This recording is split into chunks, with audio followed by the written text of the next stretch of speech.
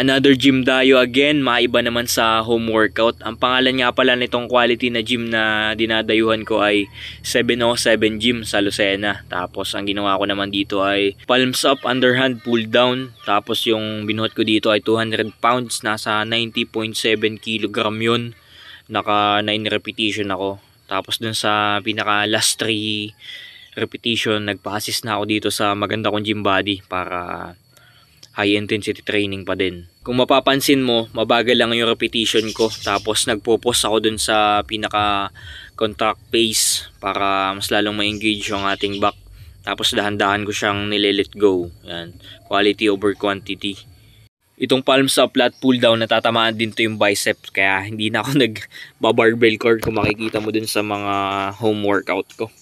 And pagkatapos ko naman ng back workout dito, naisipan ko nga na subukan uli yung strength ko sa barbell curl. Yun, nakapagbuhat naman ako ng 45 kilo barbell curl. Tapos naka 6 na repetition ako. Yun, good na yun.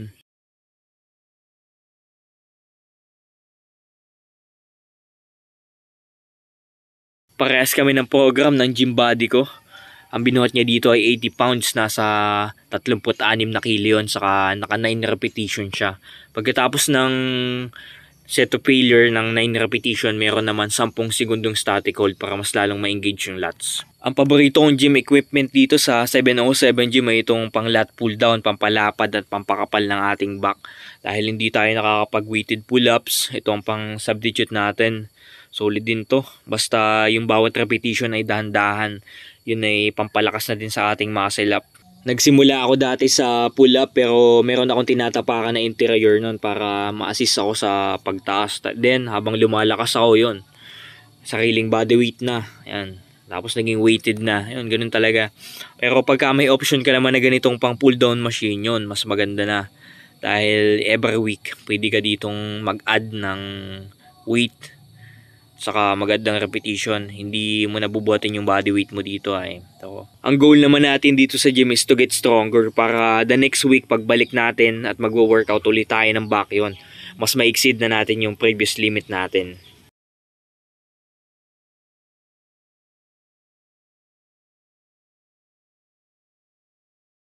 Pangalawang set na ginawa ko sa back workout, lat pull down. Pull up ang tawag dito sa calisthenic kung nasa bar. Tapos ang binuhat ko dito ay 200 pounds pa din.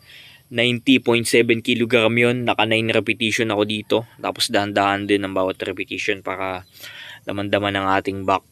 Ang pinagkaiba ng workout ko dati saka nung workout ko ngayon is, nung dati, mabilisan lahat ng repetition ko para nagmamadali. Pero ngayon yan, dinadama bawat repetition. Tapos nung dati, ang rest period ko nun, 1 araw lang. Ngayon, nasa 4 na araw na kasi nag-gain na tayo ng mas madaming muscle. So, din nun, ibig sabihin nun, mas matagal-tagal na rin siyang i-recover lalo na natural bodybuilder tayo. Wala naman tayong gear ay. So, mas maigi na yung natural tayo para healthy pa din. Oh yeah.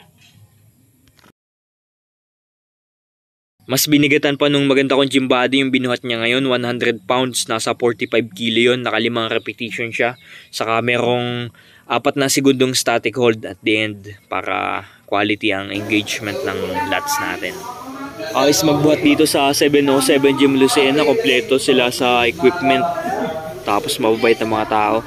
Yung mga gym natin ay yan ang parang nagsisilbing natin pangalawang tahanan dahil makikita mo dyan yung mga like-minded people na hardworking din, na para parehas kayo ng goal. Kaya pag matagal ka na dyan, parang meron ka na dyang brotherhood or sisterhood. Kaya quality. Barbell shrugs naman ang ginawa ko dito. Tapos ang binuhat ko ay 170 pounds, nasa 77 kg yun. Naka 9 repetition ako. Ito ay para sa pampakapal ng trapezoid muscle natin. Yan. Tapos slow, pause, repetition yung ginagawa ko. Nagpo-pause ako sa taas para engage yung ating trapezoid. Then, dahan-dahan ang pagbaba. Beneficial din pagka meron tayong makapal na trapezoid dahil pag tayo magba-barbell squat or barbell calf raises yon, meron tayong patungan. Lalo na kung makapal yun, hindi na kailangan ng cushion. Bukod nga pala sa bicep curls, ito ang paborito kong i-workout dati nung high school pa lang. Barbell shrugs lagi ang ginagawa ko nun dahil gusto ko magkamera ng makapal at mataas na trapezoid. Kaya yun, na-retain natin hanggang ngayon. Ang finisher ko sa back workout, ito, syempre hindi mawawala, barbell row. Ang binuhat ko dito ay 150 pounds, nasa 68 kilo yon. Saka naka 8 repetition ako. Slow pause repetition pa din, nagpo-pause ako sa taas, tapos dahan-dahan ang pagbaba para solid ang workout natin. Tapos yung bar, binababa ko dun sa lower sa aking knee. Yan. Quality.